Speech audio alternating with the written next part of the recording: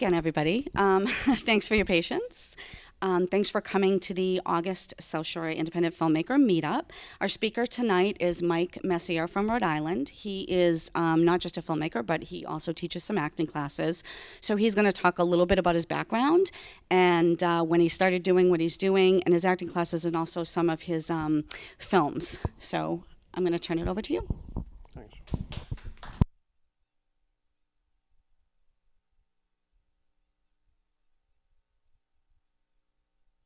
Massachusetts, and some of you have traveled many miles to be here. I want to thank Anastasia, the host, and Ben, the director of the show, and all the good people here who have put this together. I made a film recently called The Nature of the Flame. Very happy with this film, how it turned out. It's a 7-minute and 46-second piece. We've been accepted into some festivals. We won a cinematography award all the way in Texas for the My Love Michelle Film Festival. And this film kind of correlates with my acting class that I'm teaching these days, which is called Tao Zen Acting. Tao Zen Acting stands for the art of Zen and creating the inner greatness, if you kind of do an acronym. The class and the film kind of go hand in hand, and I'd like to share with you guys the film right now. So let's check it out. The Nature of the Flame, if we can cue that up, we'll all enjoy it together.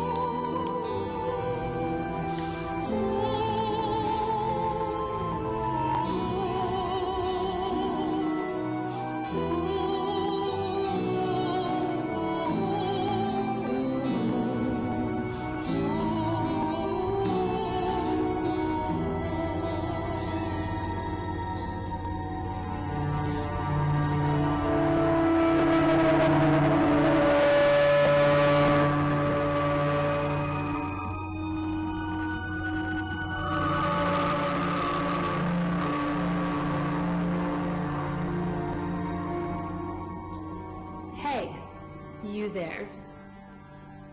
Yes, you. Has a girl got you down? Down to here? Down to here? I'm not quite sure why I'm here. I don't know either. You don't seem quite ready. Ready for what? Enlightenment. And you can provide enlightenment? No. And neither can you. And neither can the wind. Then why are we here?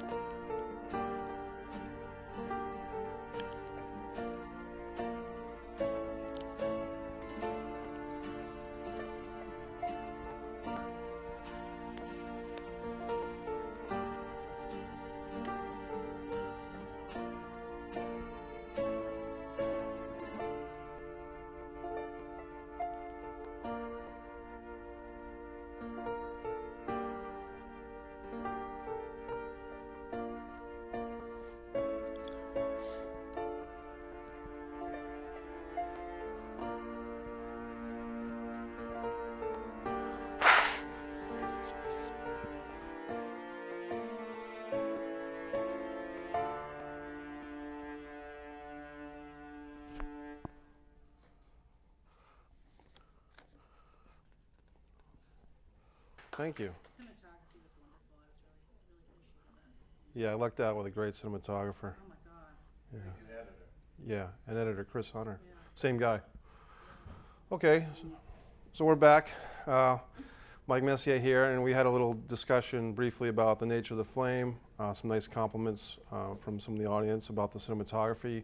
I lucked out. I got a great cinematographer named Chris Hunter who really, brought this piece to life. He brought it into Technicolor, so to speak. I want to break down how this, because I think this might be informative and interesting, how a short film can come to life, as a little slice of the filmmaker's process. So the first thing that happens, well, at least with the nature of the flame, was a script. And I was at a coffee house called Empire Coffee in Newport, Rhode Island. And I was reading a book, and the book was called Zen and the Art of Making a Living by Lawrence G. Balt. It's a lot of quotes, a lot of cool stuff in this book. And I got inspired to write a feature script called The Search for the Muse, based directly from the book. And then I started thinking, man, I'd like to write something that's not based on the book in case I can't get rights to the book. I want to have a piece like Zen and martial arts. So I started writing The Nature of the Flame, what we just witnessed, and I fully intended to write a feature script. I got to page 7, the girl wakes up from the dream, and it just felt like that was it. It felt like that was what the script wanted to be. That's what was intended, and there was no need to force or manipulate a feature out of a short. So I just left it alone. Flash forward at least a year, and I was hosting my own public access show called the Short Film Showcase, produced by Brian Casey of BC Films. And that show is taped out of Seekonk, Massachusetts. So what we do on the Short Film Showcase is a little similar to this. We have guests come on, we interview them, and I was the host. I would interview guests, and we had a guy named Chris Hunter, who I never met before. Chris was a still photographer, segueing into digital film, into films. And Chris and I, we had a good conversation, but it wasn't like I, met my long lost twin brother or anything. It was just like, oh, this is a cool guy. He's doing some stuff. But then another 6 months comes and goes. And Chris started something called the Rhode Island South Filmmakers Group in Newport, Rhode Island, at a place called Jimmy's Saloon. And myself, Nick Kachiri, and a few other guys, James Russell DeMello, we met at this place called Jimmy's Saloon, nightclub, bar type of deal. And Chris Hunter, the inventor of this group, said to me after the meeting, hey, Mike, I'm always trying to shoot something, but I don't have any stories. I sit in my apartment, I manipulate action figures and G.I. Joes or, whatever I have to try and tell a story, but I really like to shoot something, with a narrative. And I was just the opposite. I had all these scripts, on me, literally. And so I went to my car very excited. I'm like, this guy's good, maybe we'll do something. And I grabbed, a 2-year-old script titled The Nature of the Flame. And I brought it in, showed it to Chris, all torn up. The papers were in rough shape, but Chris was able to get the idea and process it. So that was step number 3 and 4, grabbing the 2-year-old script. Then about a week and a half later, you got to do the follow-up. You might have a little meeting with someone, you might have a little initial contact, but if you don't follow up, it's worthless. So I called Chris on the phone, and I said, are we serious about this? Are we really going to do this short film? Are we going to work together for the first time, make a movie, see what happens? And he said, yeah. So that was good. So then I said, okay, well, we need some locations. And for this film, good old Facebook comes into play. Sometimes it's for the power of good, sometimes for the power of evil, as we all know with social media. But on Facebook, I put out there, hey, looking for a Zen garden, looking for something like that. And people responded. And I think it was my friend Lily Spencer responded, have you tried the Providence Zen Center? And I never had heard of it. Providence Zen Center, located conveniently in Cumberland, Rhode Island. And, so I got on the phone, I contacted them, email, phone, whatever I did. And they were very supportive. They were very into it. I went and visited. I met the Providence Zen Center people, and they were open to having us shoot the film there. So that was our location, one of our prime locations. We also shot at the Newport Cliff Walk and various nooks and crannies in Portsmouth, Rhode Island, that we just kind of, guerrilla style filmmaking, just take your camera, take your actors and go and hope nobody gives you a hard time. And we're lucky nobody did. So then we come up with the schedule, and that's always the hardest part. The two actresses, Jocelyn and Lindsay, have day jobs, as a lot of us do, most of us do. And so they had to take time off from work. And I remember it was exactly November 4th and November 5th that we all had to agree, like, okay, we're doing this. Please, no last minute changes. So we got that. We got Roland Corsianzada to help us as a first assistant director. We scheduled him. I skipped a part, the casting. Jocelyn and Lindsay were really perfect for these roles. And in order for me to get them, I put out a little mini casting call on Facebook. I didn't really go crazy with it. And a few really good actors, actresses, because I was always looking for two females for this piece, responded. But Jocelyn and Lindsay had really a connection, in real life. They have a contrasting look, and so they basically owned their roles. And what I mean by that is that'll happen sometimes, that an actor assumes possession of a piece. And it might sound a little out there, but in this case, it worked because they were very determined to play these roles to the point of memorizing all the dialogue.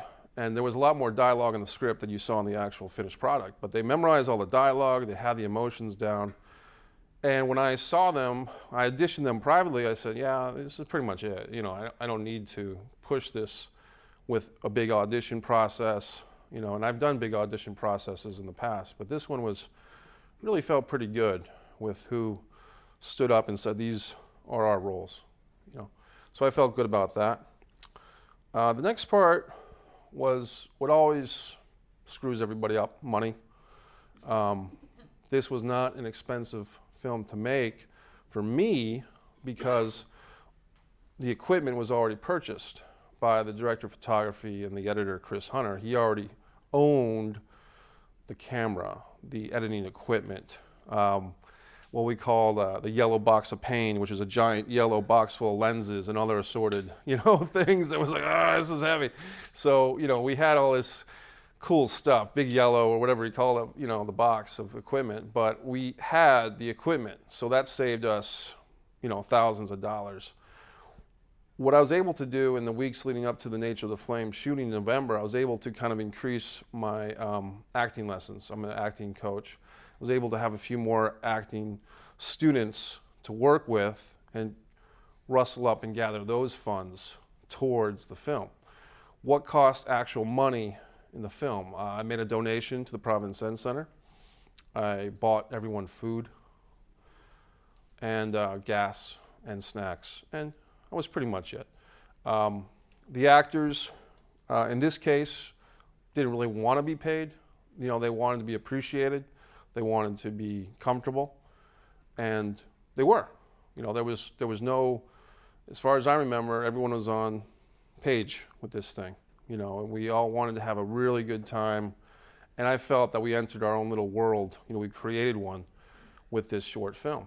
It felt really good. The filming was only about a day and a half, and a little nuance of it was we had all this dialogue, in the script, and the dialogue was pretty simple stuff, but esoteric, stuff like touch the rock. Why should I touch the rock? Because the rock wants to be touched. Do I want? It's just like, oh man. So when I was filming this stuff, I was like, I wrote it, but it, do we need it? And the reality is, once we started filming and I saw the quality of the shots, in the film, it became apparent that we didn't need so much dialogue. So we kind of put an ixnay on all that dialogue use. I want to dry off, just a little edit, perhaps, in post, ADR, whatever. So I'll go back a little bit. So when we were filming The Nature of the Flame, I realized that the dialogue was not as necessary as it felt initially when writing the script. The images that Chris Hunter, DP, captured and the actresses' emotions on their face were such that I didn't really need all this dialogue, which was kind of so on the mark with the images. And I told Chris that, and our initial plan was to do voiceovers, ADR, for the dialogue. And Chris was like, "Oh, let's give it a shot, man. We got to tell this." And I was like, it's kind of funny because the dialogue writer doesn't want the dialogue, and the photographer wants the dialogue. So we're kind of like trying to help each other out. But initially, you could say I won because we didn't use the dialogue, and I felt that the film benefits. It's open to interpretation. The audience, maybe falls in love with these young ladies, as they go on their little, adventure, and so on and so forth.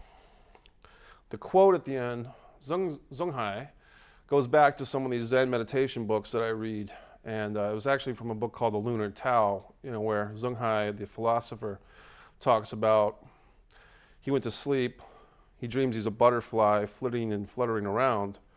He wakes up, he doesn't know if he's a butterfly or if he's Zhonghai. So I felt like that quote was so, relevant to this short film that I actually added the quote after we already filmed the movie. So it all kind of came together in this disjointed, fun way.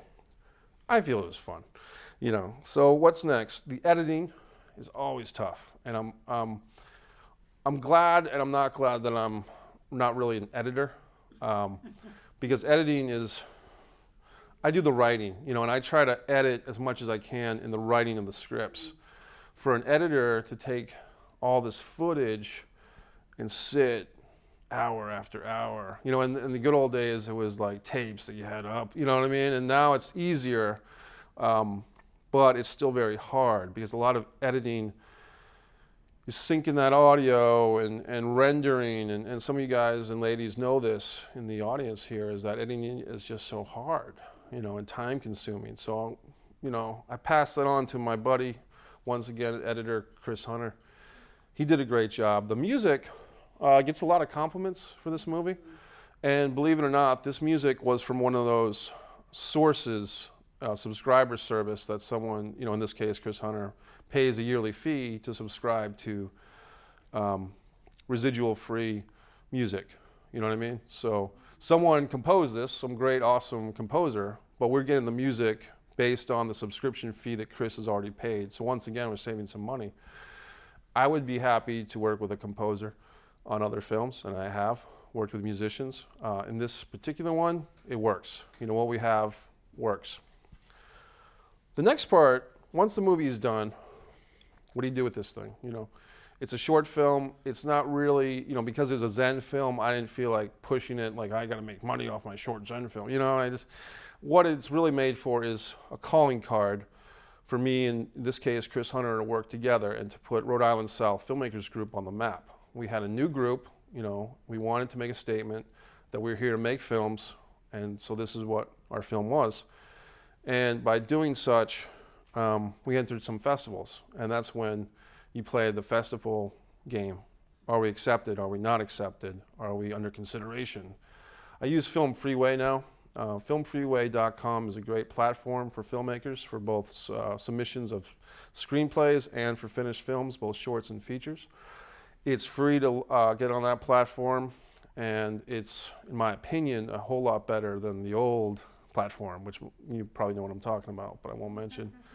It's called filmfreeway.com, and it's really good. So if you have a script or if you have a film, get on there and just, it's really nice. It's easy, it's user-friendly. So with Film Freeway, we were able to find out what festivals were free, which ones had some charge to enter. One that did have a charge was the My Love Michelle Film Festival out of Texas, and I entered it because it's kind of an interesting story. A woman's daughter, 30-something-year-old daughter, had passed away.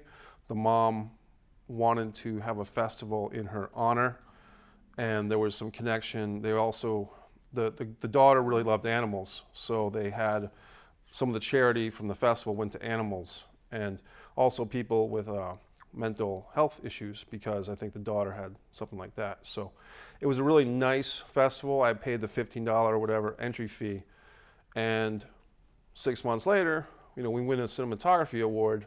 A Rhode Island film winning a cinematography award in Texas, feels pretty good. So that was nice. And what's next with the Nature of the Flame? It's gotten into 6 or 7 festivals. It got into a festival overseas in a country whose name I cannot pronounce. It's done well for itself. It got into something called the 401 Film Festival. It premiered at Rhode Island International Film Festival, which is a film festival I've entered several times in several years and never had anything get accepted. So that was like a big kind of personal, rocky moment. Like, hey, we got into this thing finally. And that was great, because getting into the Rhode Island International Film Festival as a filmmaker, you have like the keys to the city for a week. In this case, Providence, you get to go to all these functions and meet people and have your little laurel, your little, what's that thing called? Lapel, yeah, but it's badge, rope with a badge on it, whatever that's called. So, what's it? Lanyard, thank you. It's a lanyard. I got a lanyard so I got a film lanyard. So that was great. So, point is it worth it? Is it worth the trouble, the time to write, to produce, to cast, to direct, to work with the actors, to do all that in order to go to a few festivals, in order to have a statement, in order to be here to show? I think it is. I think the reason why the people that are in the studio are here is because you've got an interest, you have a passion into film, into acting, into writing. Some aspect of creativity is stimulated by this wonderful thing we call the business, or the art. I prefer to call it the art of the business, whatever you want to call it. So at this time, I'm going to do some stuff. I want to talk about some things I wrote a couple years ago, and I just want to share these with you. I want to start with a quote from Sidney Pollack, who was a director, and he was also an actor. You might have seen him in Eyes Wide Shut. So Sidney Pollack says, "I think there are basically 2 kinds of filmmakers. Those who know and understand a truth which they want to communicate to the world, and those who are not quite sure what the answer to something is and who make the film as a way to try and find out." That's what I do. So that's Sidney Pollack. Now we go into your buddy Mike Messier. "I will be a problem solver, not a worrier. I will be an independent artist, not a dependent child. I will be a worker, not a moocher. I will be a doer, not an excuse maker. I will be brilliant, not blinded. I will be a friend, not a foe. I will be a colleague, not a competitor."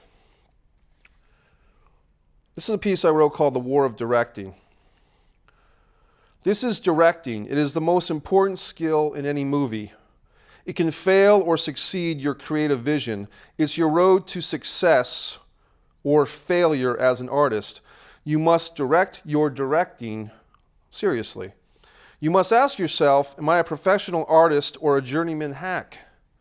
5 factors determine your choice. You must know: 1, your vision; 2, your platform; 3, your cast and crew; 4, yourself, the movie maker; 5, your story. Directing begins with your vision. See your movie and let others see it too. Make others see what you see in your mind's eye. You will share your actor's good fortune. You will embrace your crew in success.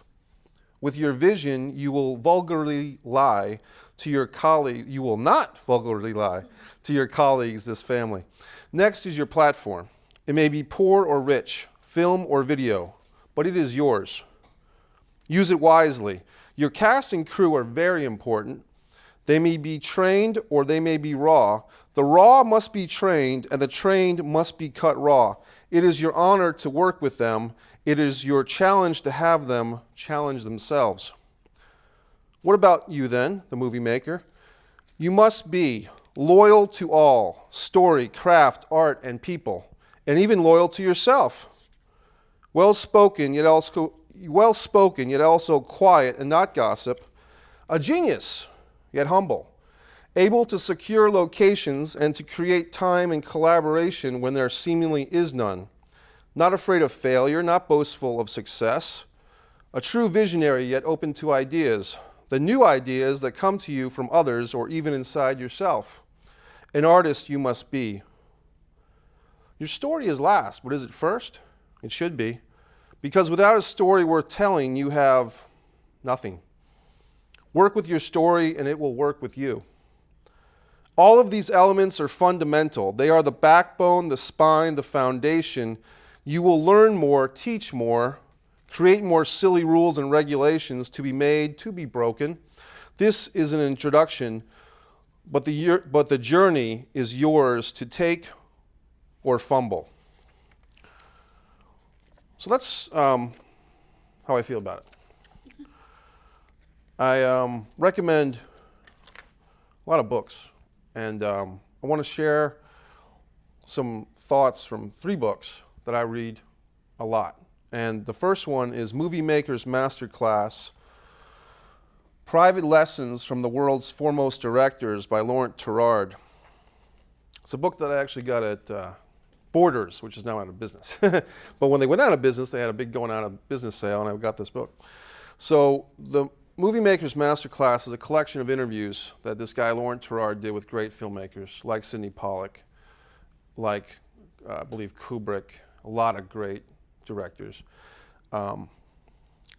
This is from Terrard himself. It's a quote from the preface by Laurent Terrard. Yet I was still a filmmaker at heart.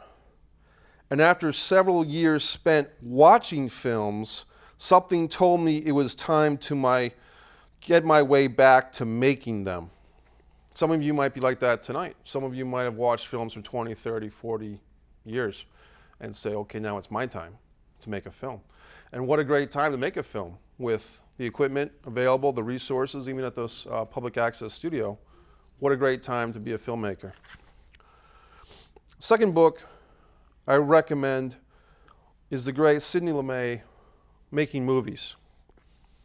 He directed a film that's very influential to my work called Long Day's Journey into Night. Some of you might have seen that film. It's a black and white film. It's a 5-character film, mostly based on a family that's going through trouble with alcohol, trouble with the family dynamic. Very intense piece. Sidney Lumet's book, Making Movies, will get you on the right path. It's an older book. Lumet, L-U-M-E-T. First name Sidney, S-I-D-N-E-Y. Last name Lumet, I believe, L-U-M-E-T. The third book I mentioned earlier, Zen and the Art of Making a Living by Lawrence G. Balt. And he's got another book I've been reading recently, How to Be, Do, or Have Anything. Same author, Lawrence G. Balt. What's it about? It's about a lot of stuff. You can open these books to any page and get some type of exercise, quote, even a caricature that's going to inspire you for the rest of the day. So these books are powerful. The author is Lawrence G. Balt, and I was very happy when I sent Lawrence through, social media once again, but I was able to get a hold of this guy, this author of this awesome book, say, hey man, can you check out my film, The Nature of the Flame? I didn't say, hey man, I said, Mr. Balt, But he wrote back in an email, I watched your film, beautifully done. So of course I threw the beautifully done by Lawrence G. Balt on the cover as a quote, because once he said it, it's in writing. So I'm going to give you some thoughts and tell me how much time we have, if there's a time limit or whatever. Okay. So this is the 20 steps to success or some type of madness. Suggested path to make a short film, low budget, or no budget movie, and perhaps it's your first. And this is written way off the cuff. I'm going to abridge it for our purposes. Number 1, think about your current resources, both skill sets and property. What can you do yourself? Who do you know that can do what you can't? For instance, me and Chris Hunter working together. I'm a writer, he's an editor, he's a DP, I'm a getter of people. So think about resources such as equipment, actors, stories, locations, etc. If you have any of this available, great. If you don't have these resources, do not be deterred. Write down everything you have and everything you think you may need on a piece of paper or type it up. Number 2, write a story that is simple to shoot. Now you can write your epic, biblical, monstrous 3D animation piece. Okay, write that, but then have your 4 location, or 4 actors, 1 location piece, or 4 locations, 1 actor piece. Do something that's doable, and have your awesome epic over here, have your little guy here, and do the little guy first. Do your piece that is obtainable, doable, in the moment, in the next 6 months or year. I've got a lot of scripts that are crazy good. I mean, they have big basketball scenes, they have big wrestling scenes, but ultimately the movies that I've finished are the ones that are simpler for the time being. Number 3, decide what you need to make this script come to life. Decide what you need to make this script come to life. What is your needed location? How many actors do you need? Are you doing union, non-union? Be modest and don't look for the world. Are you offering a volunteer gig? It's not non-paying, it's volunteer. That's controversial because a lot of people these days, even on social media this morning, a lot of people are, I want to get paid. Well, go to sleep, open up your eyes, and be a movie star, and then we'll pay you. Because the rest of us are working diligently, whether there's a paycheck or not.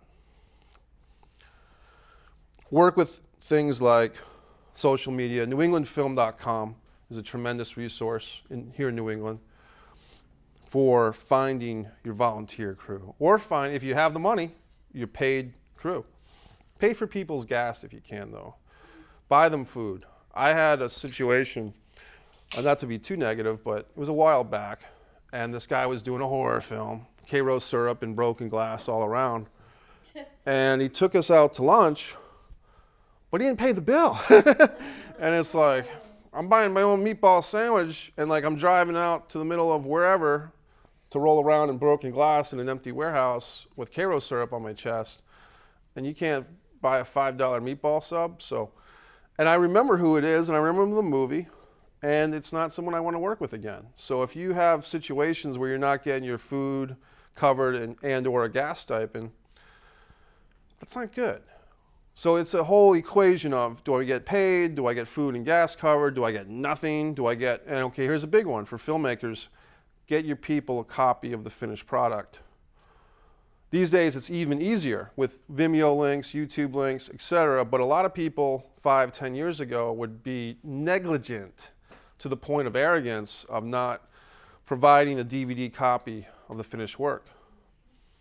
Or in some cases, a VHS copy, going way back. So you got to do that. And why do you have to do that? Because you want to make another film. And if your reputation gets out like, oh yeah, that guy doesn't give you anything for your reel, then you're screwed. You're screwing yourself, as a filmmaker.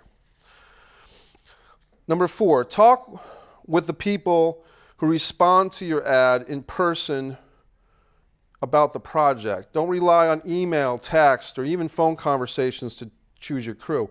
There's a guy in the crowd here tonight, David Langell, who we have a rapport.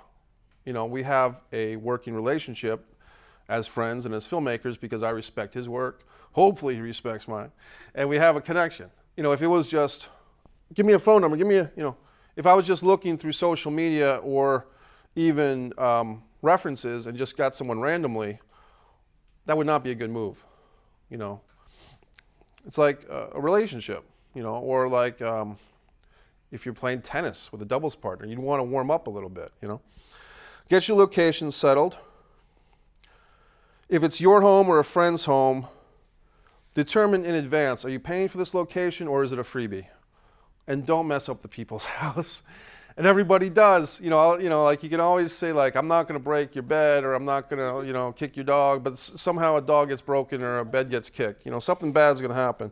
So if you're shooting a film in a Chinese restaurant, do not bring pizza for your cast and crew into the Chinese restaurant. You're eating Chinese food for a week if you have to. You're going to order everything, from General Chow's chicken to duck lo mein on that menu, because you're going to honor your location by buying their food. If it's a restaurant, you're not going to bring pizza in there.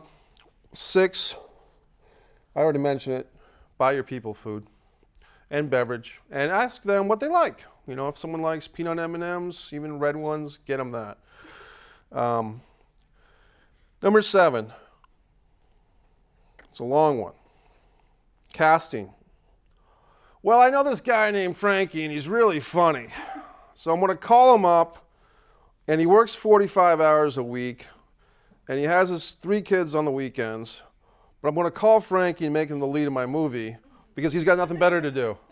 Well, Frankie's going to screw you, because Frankie's going to tell you that he can do your movie, but he's not going to have time. He's not going to have time to memorize his lines. He's going to be tired.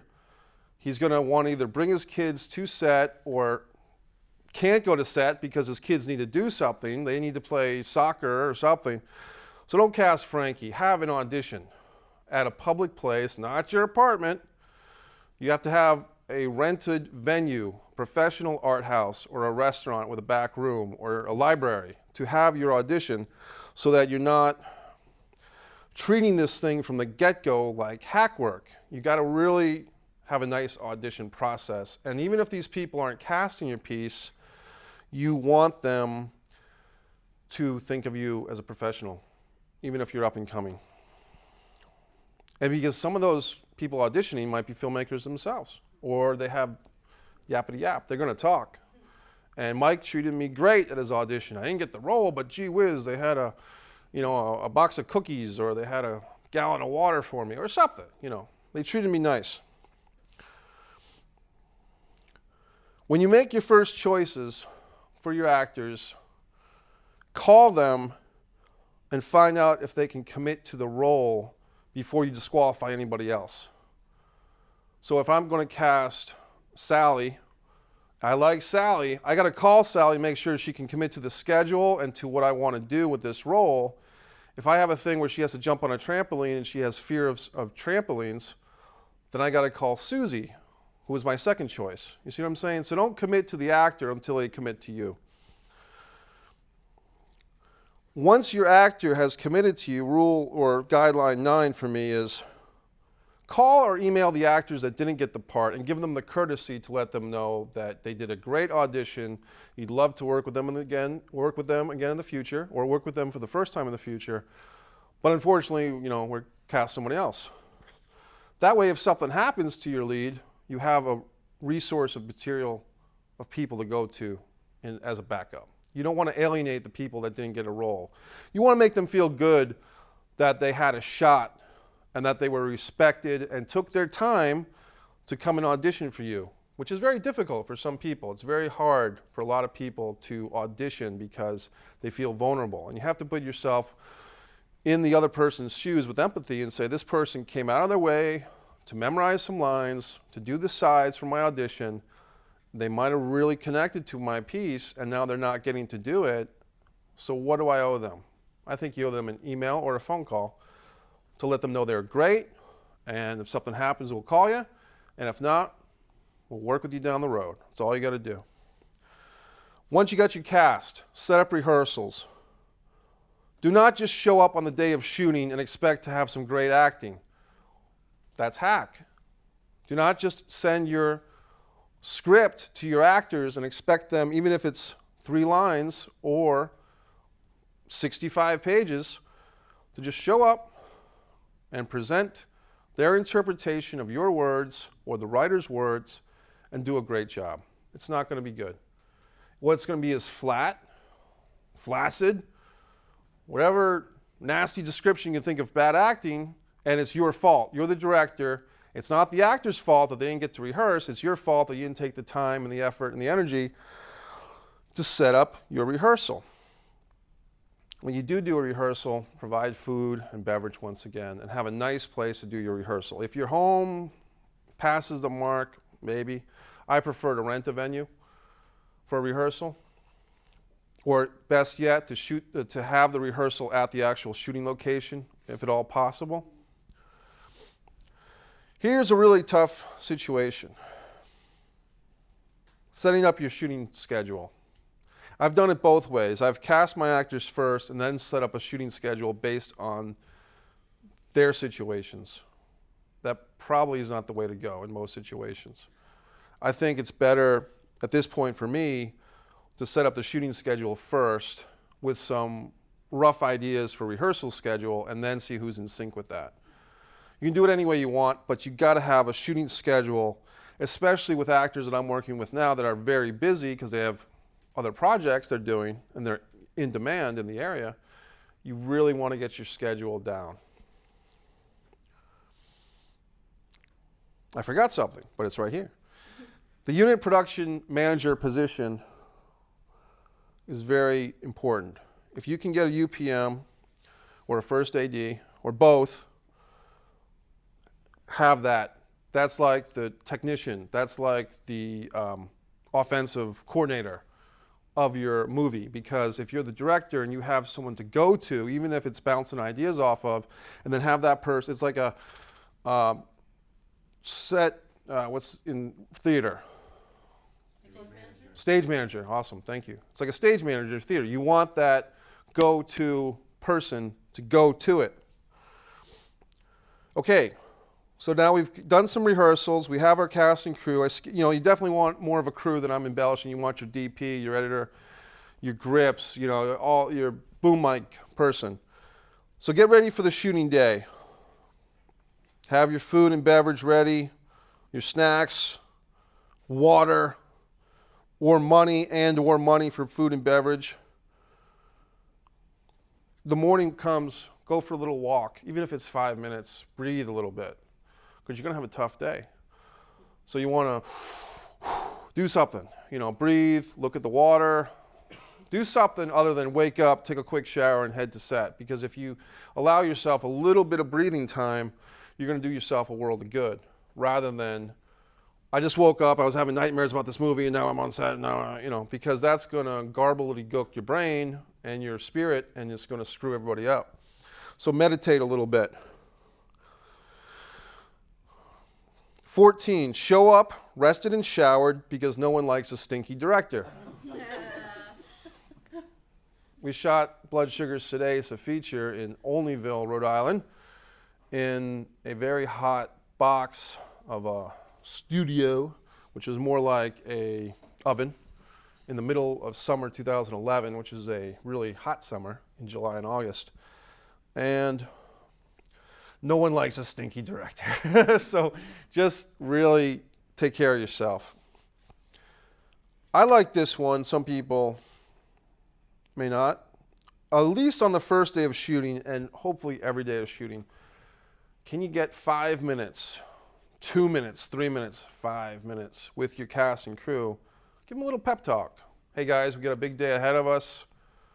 We're going to do 2 setups. We're going to have 5 pages of dialogue. We're going to have this action thing. We're going to have a romantic scene. So let's all work together to make this right. Have a little pep talk. Try to do that, or do that, because it's going to help your finished movie, because people will kind of be on board on the same path. 16, have fun. Shoot the movie. Be respectful of everyone's position on your cast and crew. If you've done your job as a director in preparation for this day, on the actual days of shooting, you might find yourself as a mere spectator to the wonders you've led your team to. I remember being on the Blood Sugar Sedase, and I had some of those moments. Like, I don't have to do anything. Like, everyone's running around, but it's organized chaos, and I got like 5 minutes to just chill out. On that set, we had a studio environment, even though it was very hot, and we actually set in the background behind the stage, or behind the sound stage that we're using, what I call the Zen Den. So we had a plant, we had like some books, some action figures, some incense, and like we had a little meditation zone, which I enjoyed, and a couple of the actors did. Here's a quote, Lao Tzu. A leader is best when people barely know he exists. When his work is done, his aim fulfilled, they will say, we did it ourselves. Make yourself invisible. Do the work in advance so that you're not the chicken with its head cut off on the days of the shooting. Editing, part 17. This is tough. Editors do so much work. I would say people get very uptight and very angry if they don't get their film turned around. Actors will give you a lot of grief. Where's that film? For 5 to 10 minute short film, 6 months is acceptable to edit. If there's no distinct, definite deadline, if you have an editor who's working for free or for a stipend, a small one, give them 6 months to edit that 5 or 10 minute film. Check in with them every couple of weeks. Hey, how's that going? Do we need anything? Want me to come over and check it out? Want me to just chill with you while you're editing? But don't harass the editor because they have other things going on. And editing, as we discussed, takes a lot of time. So if there's anything more than 6 months for this project and you haven't seen anything, you may be in trouble.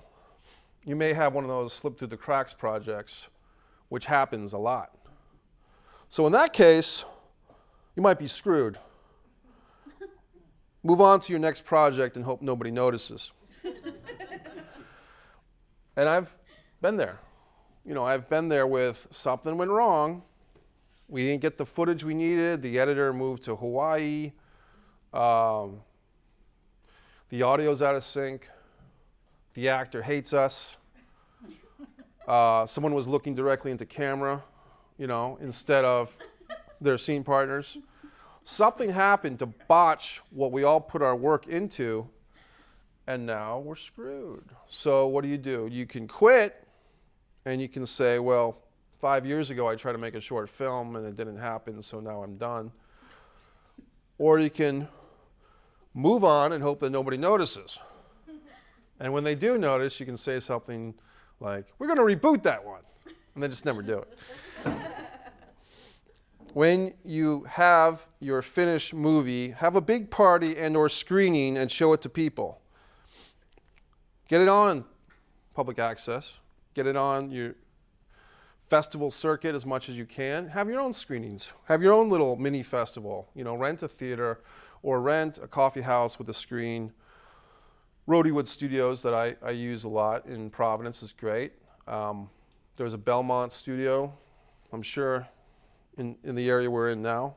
There's some great places. Don't be a shy, reclusive artist. I'm sick of it.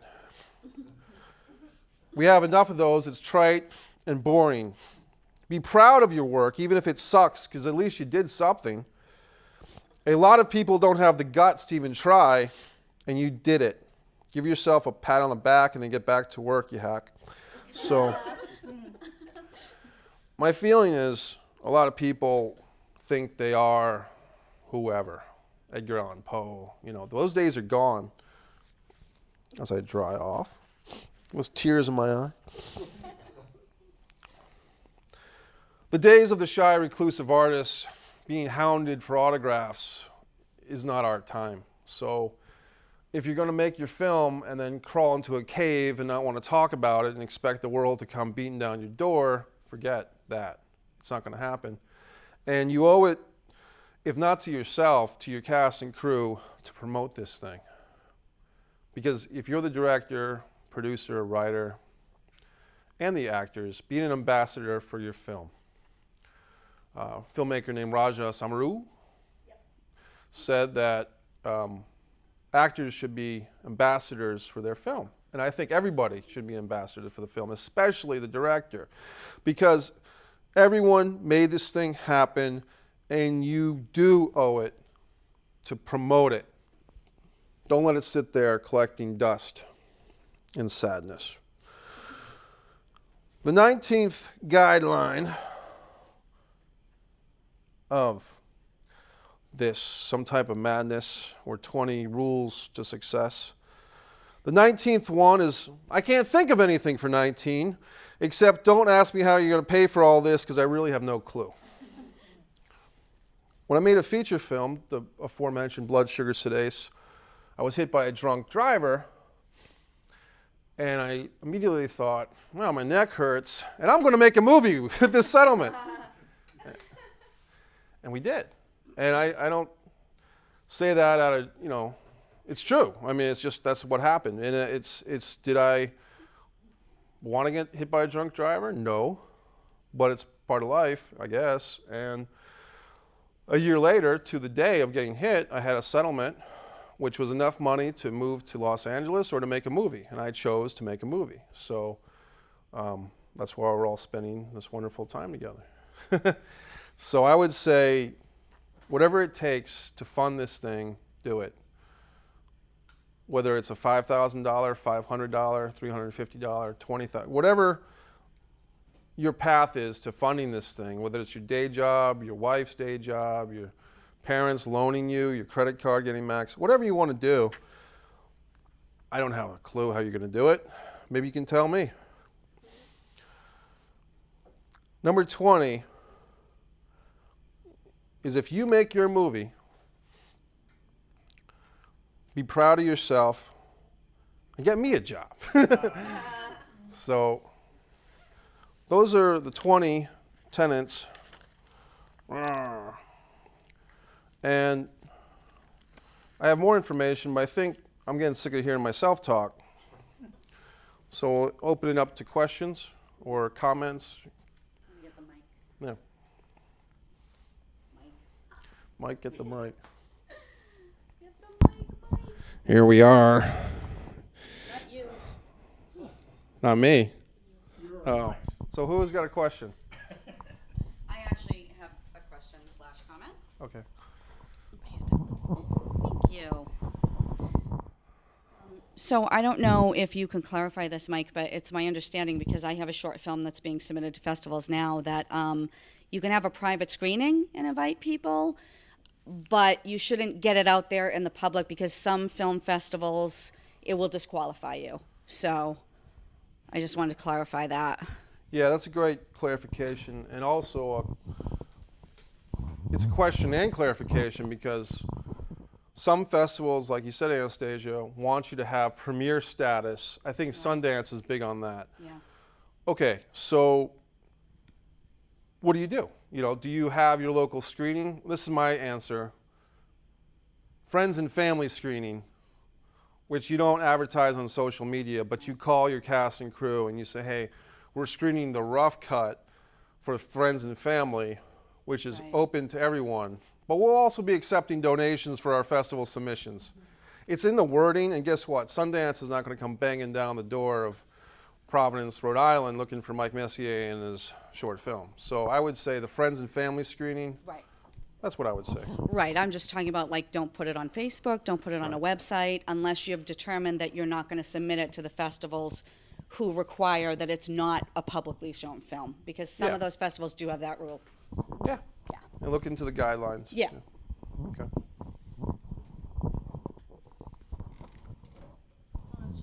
He's holding the mic. Oh. I have a question. Yes. Do you have a question? No, I don't have a question. Okay. We have to use the mic.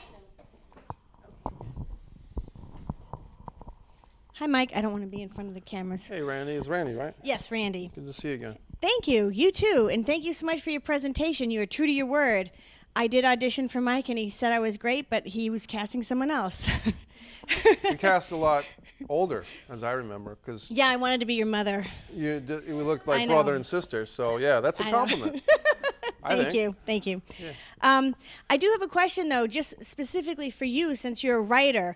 We might have some more writers in here and writers watching this. Are you interested to read our scripts? Sure.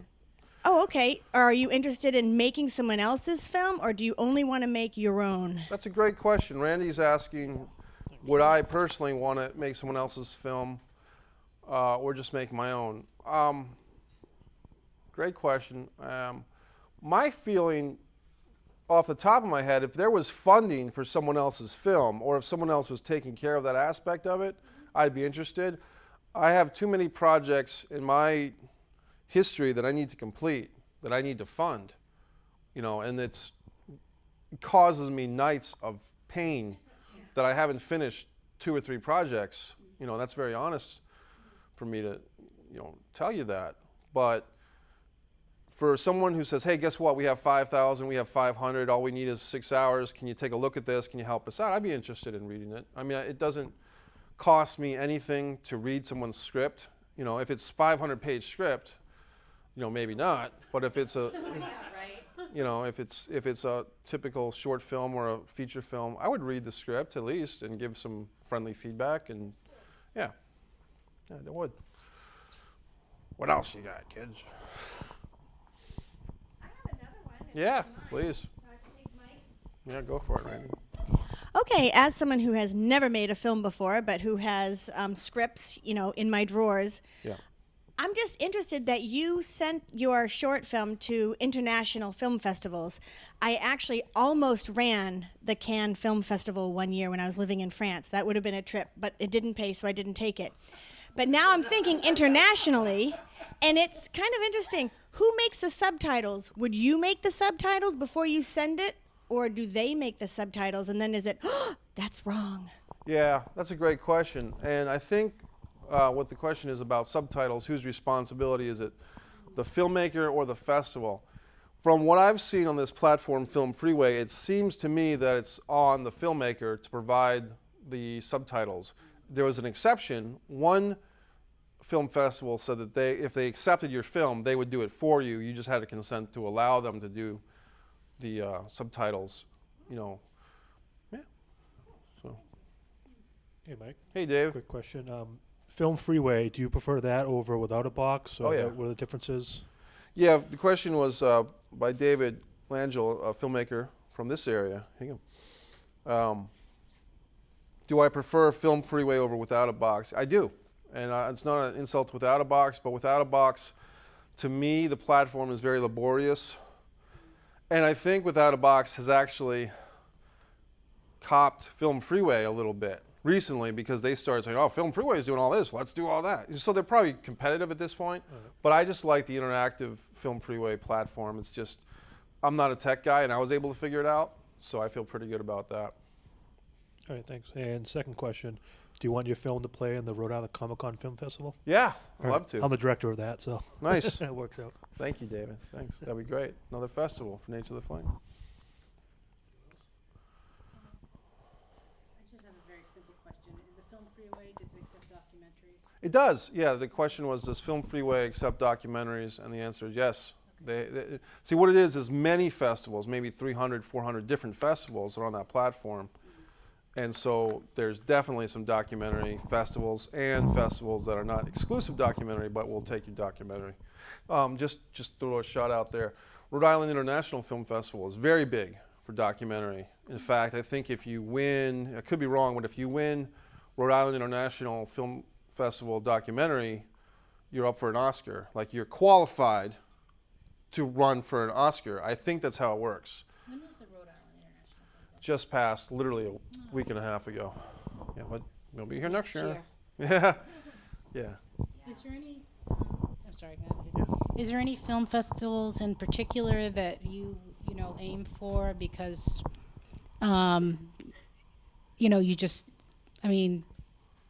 feel that, are there any Yeah. that you aim for? I aim there's probably for- a whole lot, but Yeah. which ones are more prestigious and that you'd aim for? Well, here's I like the Scene Festival, SENE, Southeast New England Film Festival. I like Rhode Island International Film Festival.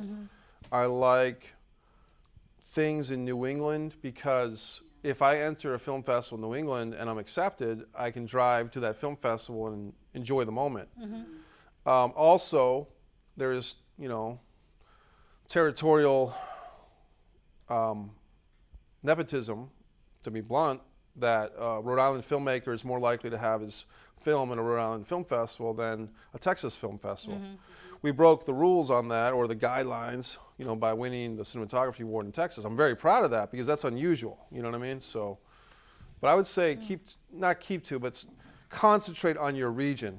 If you're in New England, stick with New England initially, and if you start to get some momentum, then send it out. Yeah. Okay. Yeah. Thank you. Sure. Question? Yeah. Hi, Mike. Joe Sirianni. Hey, Joe. Thanks for coming out, man. My pleasure. Thank you. So I'm an actor, Good. and as an actor, I'm also a union actor. Yep. How often do you have the opportunity to make union films? Do you make union films? Do you have union actors? And how do you generally get your word out through Facebook, social media, or how do you get the word out there that you're looking for actors? I use social media to get the word out there. I use personal references. I'm a Facebook guy, like, oh, geez, I'm a Facebook guy. But I'm trying to tap into LinkedIn and Stage 32 recently. The union question is a great one. And I have a project titled Chris and the Coffee Girl, which is distinctly a union project. And we haven't filmed it yet, Joe, basically because of the funding. So when that project happens, that is a union piece. Some of my other things, Nature of the Flame, the actresses were non-union, and they did so well at the audition, I didn't feel the need to go union. I think the union is great, and I think that union actors in New England are in a tough spot because you work so hard to get in the union, and then you're in it, where's the work? Where's the roles? You know what I mean? So it's a catch-22, and I mean, we could talk all night about the union status. And That's another meetup. Yeah, that's another meetup. We'll do that, and then we'll all shoot ourselves in the head. Well, it doesn't always have to be paid. Yeah, Even Yeah. a SAG film, it's not necessarily always paid. right. There's ultra low and so on and so forth. But there's rules for There's still rules, ultra however. low budget That's correct. indie That is film, correct. And there's Yeah. specific rules. Absolutely. Guidelines. And Yes. If you're No interested in question. doing that, you should totally check that out. 'Cause Definitely. From what I hear, the New England office is great. I know they've had some great, I was going to say ladies because I think mostly women run that office, from my understanding. I've told them many times they're wonderful. Yeah. Yeah. They're wonderful. So that's good to know. So like I said, with Chris and the Coffee Girl, that would be a union ultra low budget, I think 200,000 and less. So we'd be able to open the doors a bit more. And like some of that, like you're saying, for union actors, they're gonna want a bond up front, so if you don't have the money Right. to even get the bond, then they keep, and that's the tough spot with that. Yeah. Okay. Oh, sorry. Just one little follow up on that. Yeah. Is there more of a benefit to making a SAG film as opposed to non-union? I am not an expert on that question. The question is there a benefit to making a SAG film over a non-union film? I think there's benefits both ways. I think if you want to get in the game, for instance, if nothing else, if you want to get nominated for an Oscar, I believe, I could be wrong, but I think you have to have a union film. So my films that I'm very proud of, the narrative ones, the documentaries I think fall under a different jurisdiction.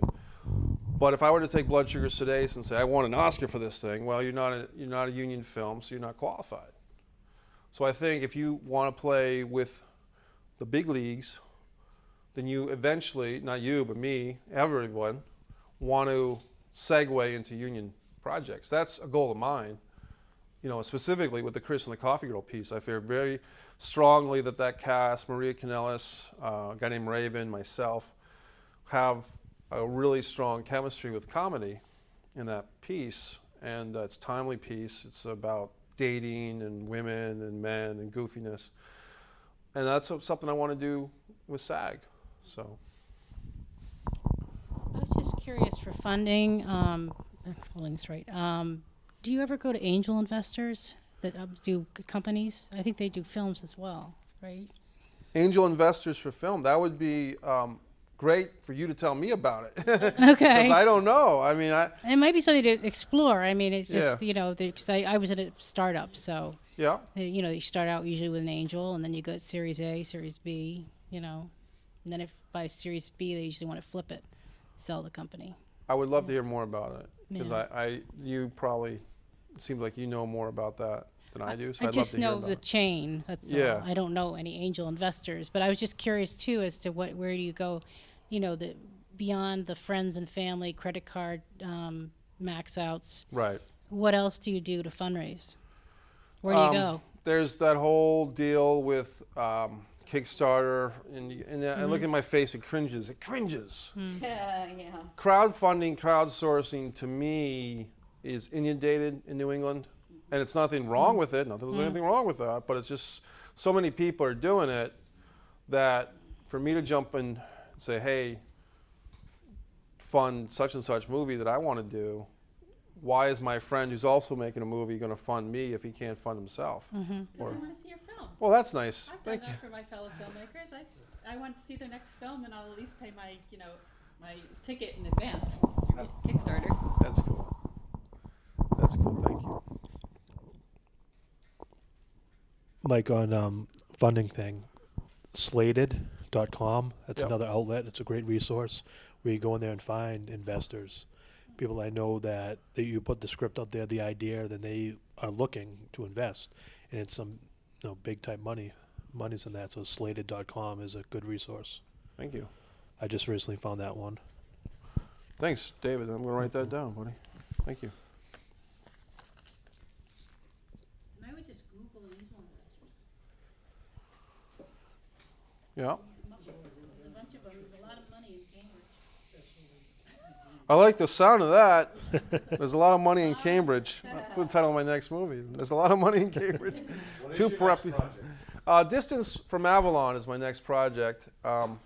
Distance from Avalon is a 4-character piece, 2 vampires and 2 civilians, and it kind of has a little take on the classic movie Bob and Carol and Ted and Alice, where partner swapping. So the vampires seduce their guests, civilian guests, into a world of intrigue, conversation, and sensuality by suggesting a partner exchange. Little do the civilians know, ... And I think it's a great story. It's a feature. Yeah, the script right now is at the 80-page mark, which is feature length. It could be a few more scenes perhaps, but I feel good about it. Probably need a $50,000 budget on the high end. Probably don't need quite that much money, but sometimes, in my experience, it's good to overestimate what you really need to make the movie rather than underestimate and then go get all nervous when you don't have enough. That's my thought. There's a bunch of venture capitalist firms. Yep.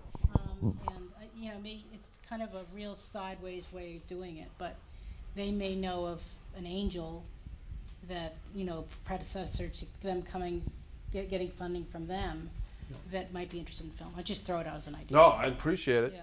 Thank you. Thank you. It's kind of a long shot, but you never know. Long shots, what made this country great. So venture capital, thank you. There's a lot of them, so. Yeah.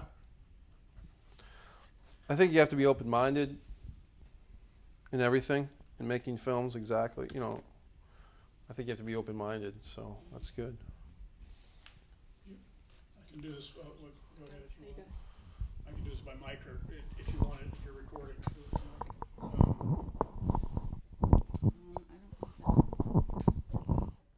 Excuse me. Oops. Oh, did you pull a little bit more? I did. It should be If you just go about over enough. her, that might solve the problem. Just over me, I'm in the back. There we go. So, if it were to come in at 50,000, what do you expect to spend? Like, what do you expect to be your big budget items? Costuming, food, hair and makeup would be big for that one because we have some special effects, not too many, but with the vampire type of stuff. Probably a location fee with something like that. We want a mansion. A Newport mansion would be nice, unless we get someone's private home for free. Mm-hmm. Art, we'd like to stock the mansion with art. Original artists might allow us to use their stuff for free. What else do we need for that? I'd like to pay even though the actors we have signed on currently are non-union actors, I'd like to give them stipends, daily stipends. I wouldn't want them, they've been very loyal to the project. I'd like to give them cash, you know, checks, whatever, to encourage them to do their best. Not that they need it, but, you know, it's nice. You know, and the crew would definitely need some money. If you're taking like a 12-person crew, say, even if you pay them $125, $150 a day, that adds up.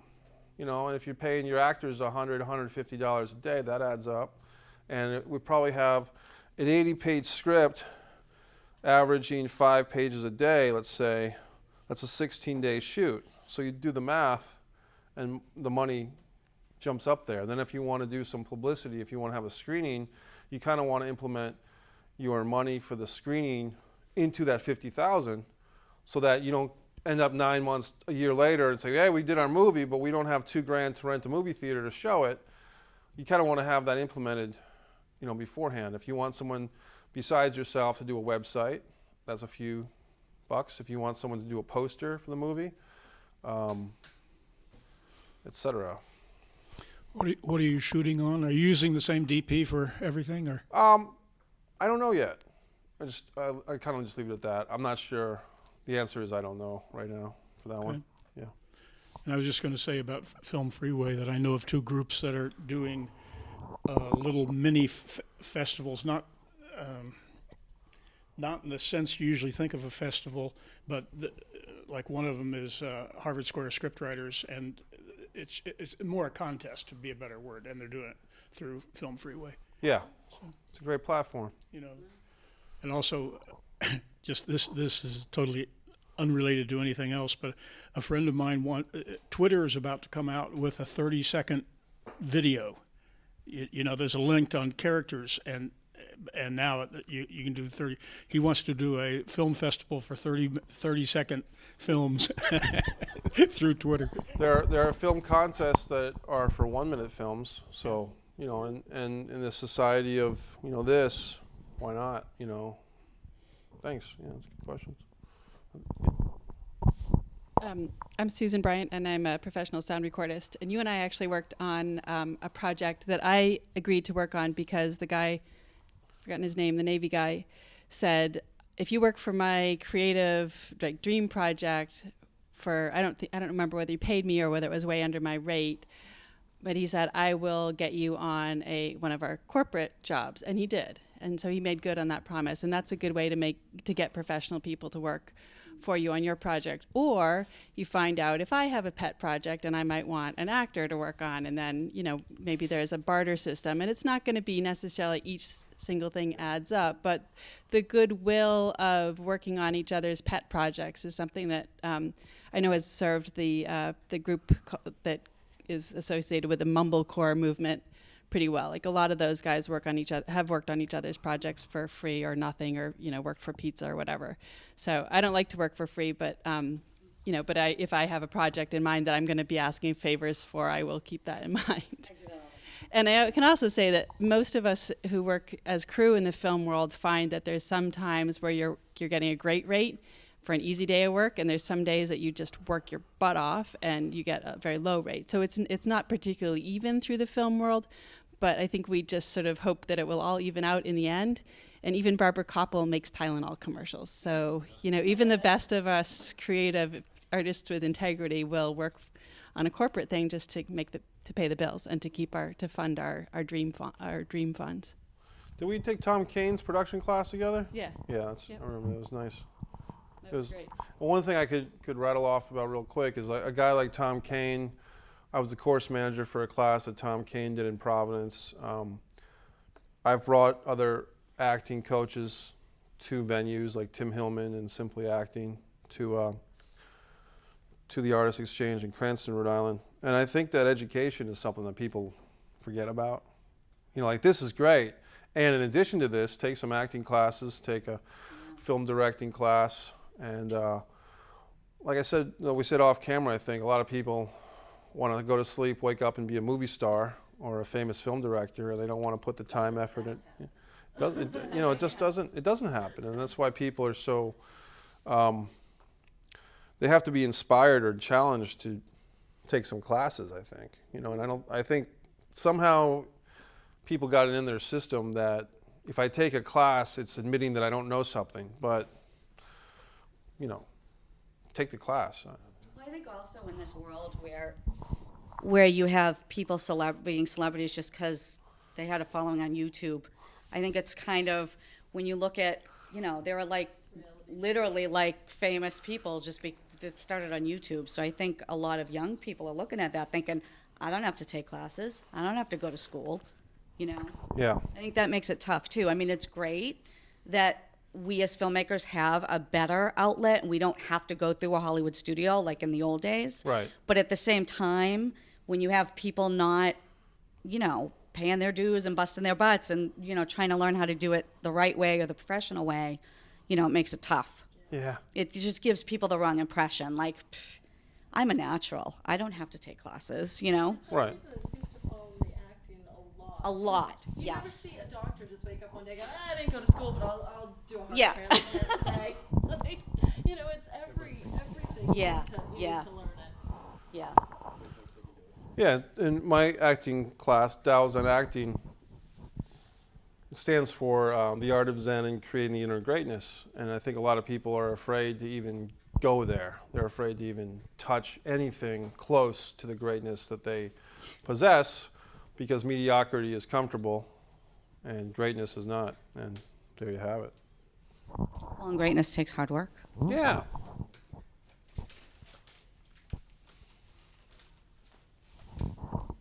Any other questions? Good?